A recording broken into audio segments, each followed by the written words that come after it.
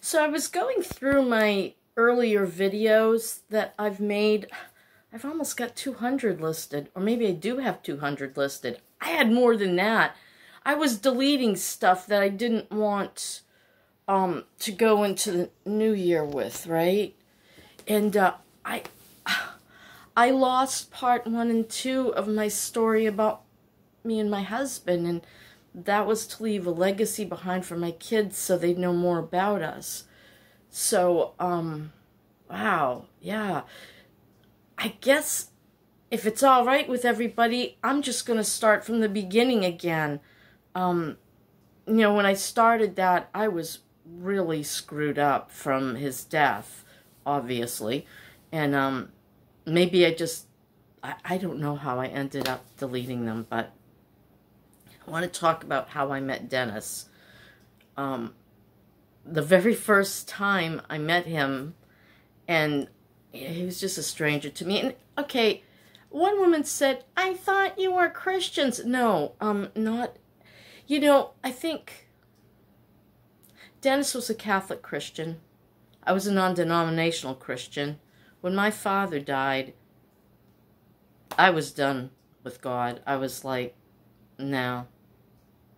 You know, so many things we prayed for and tried, and still he died, and that just left a really bad taste in my mouth. And I had been through so much as a child and an adult, you know, becoming an adult, that I just felt like there's nothing out there. There's nobody on my side, you know?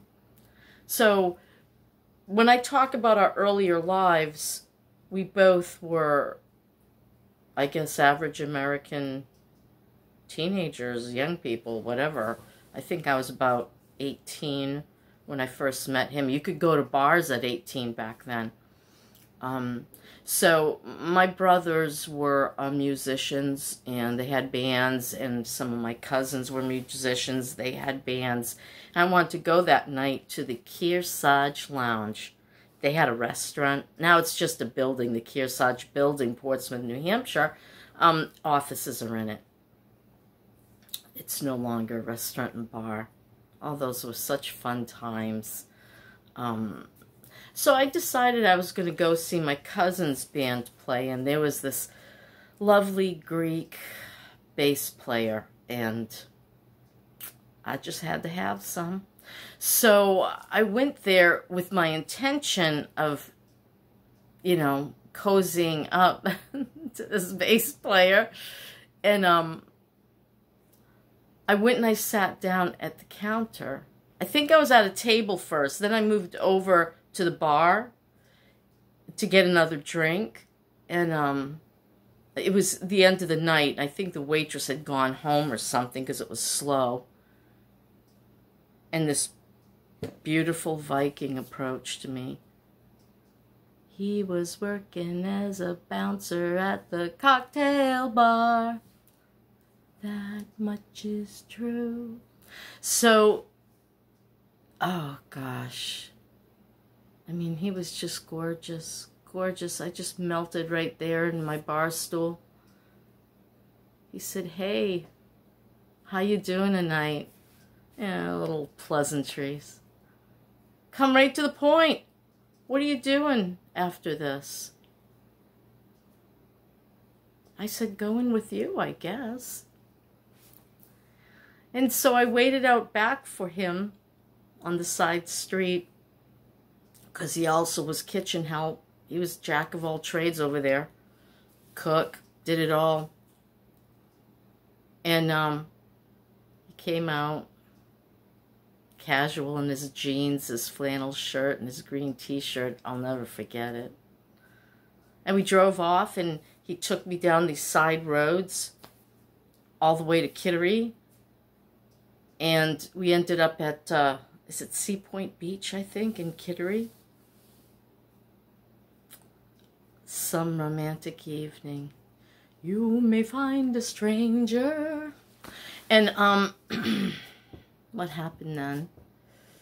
Well, I'm not going to tell you what happened then, but we went, out of the car and we were looking up at the stars, and he started telling me about all the constellations. He had his arms around me, and I was looking with him, and he was just, you know, he was behind me with his arms around me. And it was a Ted Bundy years back then, and I was afraid he was going to murder me, but he said he wasn't. Then I took him back home to Portsmouth and left him off where he was staying, which happened to be with another woman. And he asked me if I'd drive him to Lake Tahoe. He wanted to go to Lake Tahoe. And I said, my father just died, and my mother's not doing well. I can't leave her. And so we said goodbye, and I wouldn't see him again for years. One day when, oh, it's a long story, how I ended up in AA. I'll talk about that another time. I had come back from Pennsylvania trying to reconcile with my ex-husband, my first husband, and I just didn't love him, you know. I just didn't want to stay with him.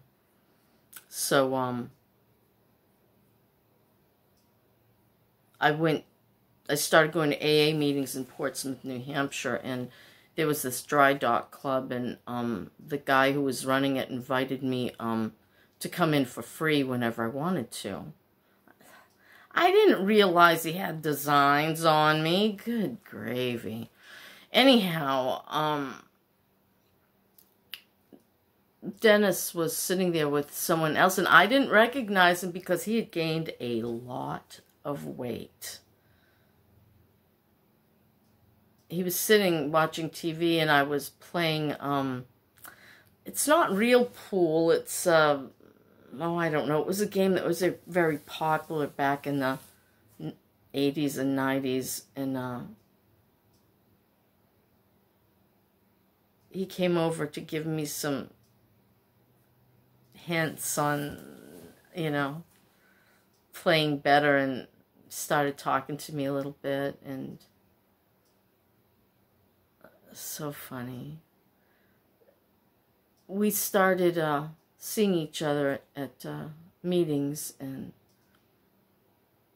sometimes we went out as a group, and he was audacious. Oh my God, he was audacious to the point he'd say stuff out loud that just stunned me. I mean, his jokes were so...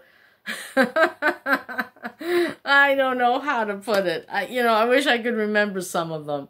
Mercy, but I was like, gosh, he's such a cute guy. I mean, I could see that through the fat. I could. What the heck's the matter with him, you know? But I got to know this other side of him. This gentle, sweet, deep person, you know? And one day after his 2nd year anniversary, I was 6 months in the program, and you're not supposed to have a relationship with someone, 6 months in.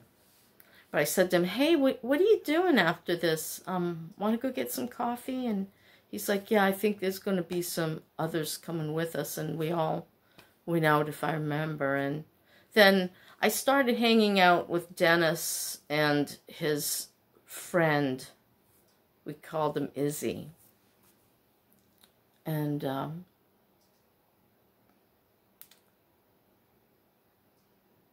I'm sorry, all these thoughts are running through my head at the same time. It's like when I start talking about something, I can see it in Technicolor. One night, we'd been going around a while, and I wanted to make my move. I really liked him. Really liked him. And Izzy went in to pay for the gas. And I was in the front seat, and Dennis was driving his little blue, what the heck was that, Maverick? Ford Maverick. Funny little car. And I said, I put my hand, he had a stick shift, and I put my hand over his hand on the stick shift, and I said, Dennis, I like you. And he looked at me and he said, I like you too, Nikki. Want to go to a movie sometime? He was so shy and so sweet. He wasn't shy when he'd been drinking, of course, and that was the old days. But he was very shy, generally speaking. And we would go to a movie and dinner eventually at the Galley Hatch in Hampton, New Hampshire. And I just spilled my guts out. I told him everything about my life, and he told me everything about his, and we still liked each other. And that began our romance. My Denny. Don't you ever wish sometimes you could go back and live it all over again? I do. All those feelings of love and affection and just wanting to be with that person all the time. New love. It's a grand thing, isn't it? Yep. That's my story, and I'm sticking to it. Good morning, everybody. Have a really good day. Bye.